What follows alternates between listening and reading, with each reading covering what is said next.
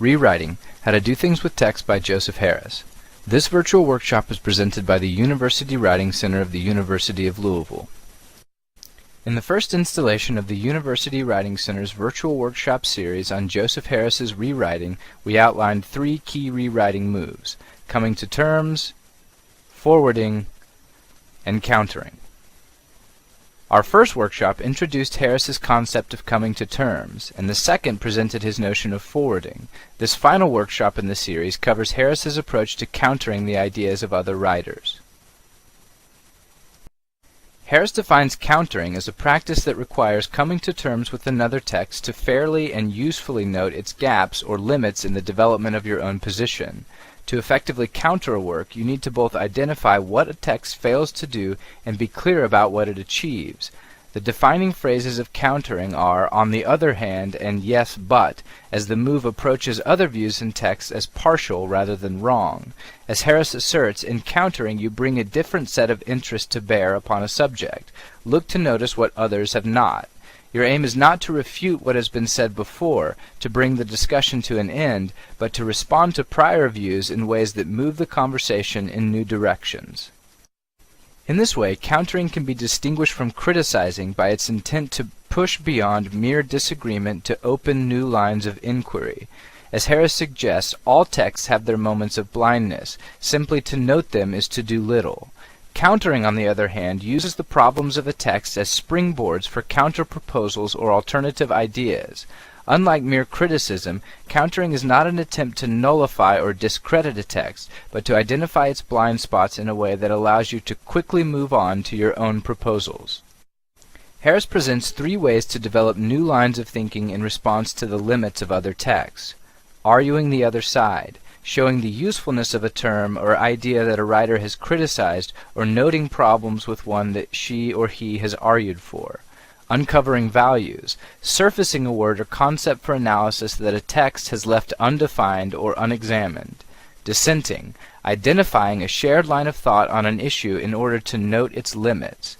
The most effective way to fairly and usefully engage in these ways of establishing points of divergence from other texts is to show as clearly as possible how identifying the limits of a text point to new lines of inquiry. In other words, these ways of countering should not stop at disagreement. There are ways to rewrite the work of others for the intent of saying something new. Harris defines his first countering strategy, arguing the other side, as a move that attaches positive value to something another writer denigrates, or attaches a negative value to what another writer applauds.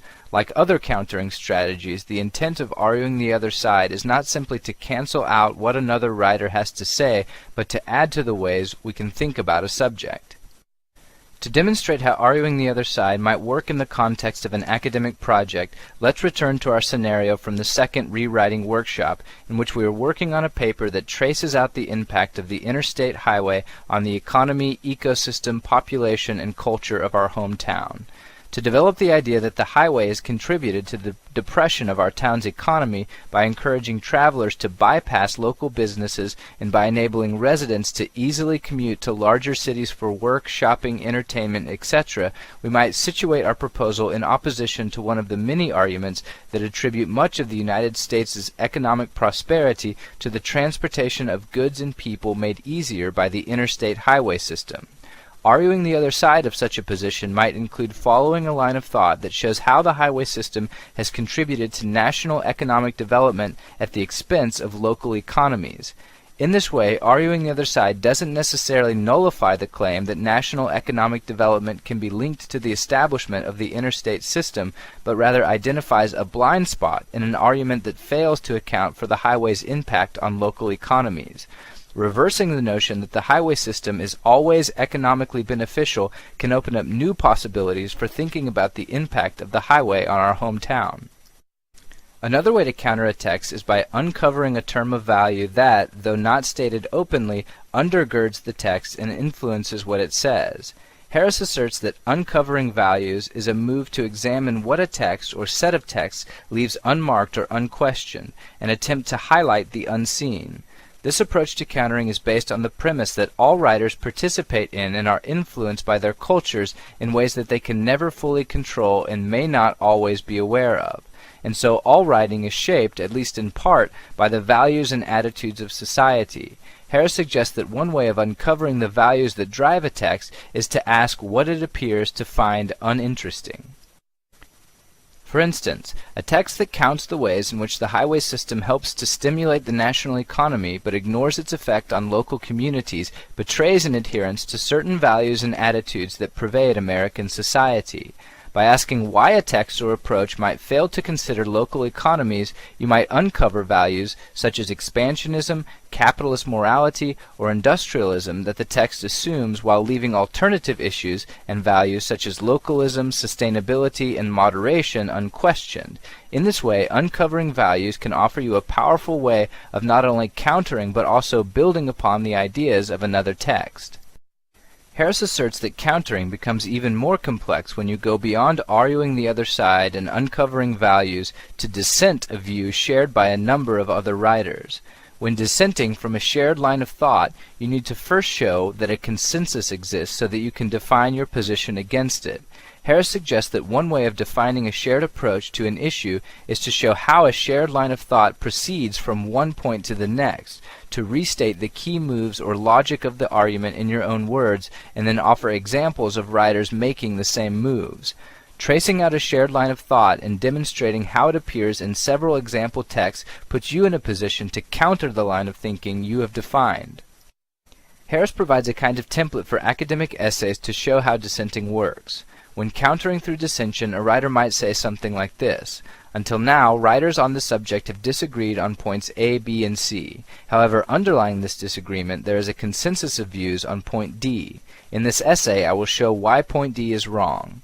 While this template doesn't provide a magic formula for dissenting, it is easy to see how such a presentation might be adapted to suit your writing objectives. In the case of our hometown highway argument, the setup might look something like this. While the conversation surrounding the influence of the interstate system is comprised of a range of overlapping and diverging positions on issues such as ecosystems, populations, and cultures, the economic benefits of the system seem to be widely accepted. In this essay, I will challenge this consensus by arguing that the highway system has contributed to national economic development at the expense of local economies. While you obviously can't counter a text without disagreeing with its author, you want to be able to disagree about points of view in your writing without attacking the persons who hold them. Again, the objective of countering is to use points of divergence as springboards for new ways of thinking about a subject, not as weapons to vanquish your opponents. To this end, Harris concludes this presentation of countering with 4 points about the art of honest yet civil disagreement.